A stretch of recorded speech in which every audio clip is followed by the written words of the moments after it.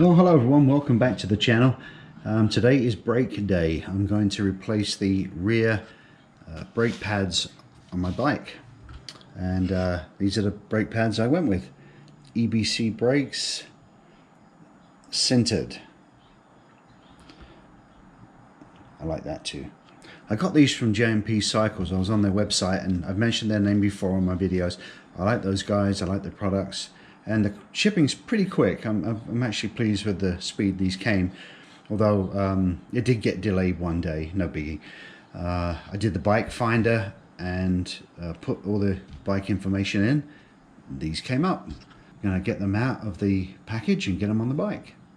So earlier in the week I actually removed the old pads.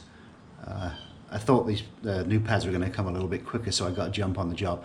It's a very, very simple job. All you have to do is put a screwdriver in here between the rotor and the pad, just gently pry it back against the piston and it will just come free. Here there's this pin that goes in this hole here with a 5mm Allen wrench that holds the whole thing together, and just unscrew that and then the pads just come right out. It's very, very simple. Like I said, I've done it already, no point in wasting time going through it again, but once I get the new pads unwrapped, we'll get them in. Okay, so the first pad is going to go on the back. The caliper actually pushes in, it floats a little bit here, as you can see, so all we're going to do is just push that back a little. This pad will go in and lift it slightly up. Right, second one, it's going to go on the same little ledge back there, whatever it is. I don't know what they're calling it, a ledge or a shelf or whatever. But anyway, that is sitting right on there. So now we take our pin, our 5mm pin, and we're going to screw this in. Take our Allen wrench, that right through. This is unbelievably simple.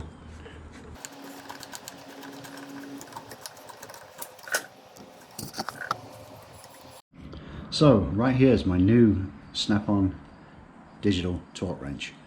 I'm not going to go through how a torque wrench works. Power it up, hit the units button here, I'm going to go to foot-pounds. And right now it's at 13, I already preset it.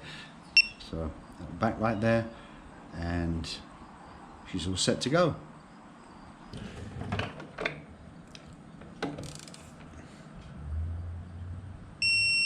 That's it, 13 foot-pounds. Easy as that. Simple job, should be done. I let the pads go too long. In fact, they were barely pads anymore, to be quite honest. Shame on me. Don't tell anybody I said that. Well, that really is it. What I'm going to do now is just pump the brake pedal to set the pads in place, and we should all be ready to go.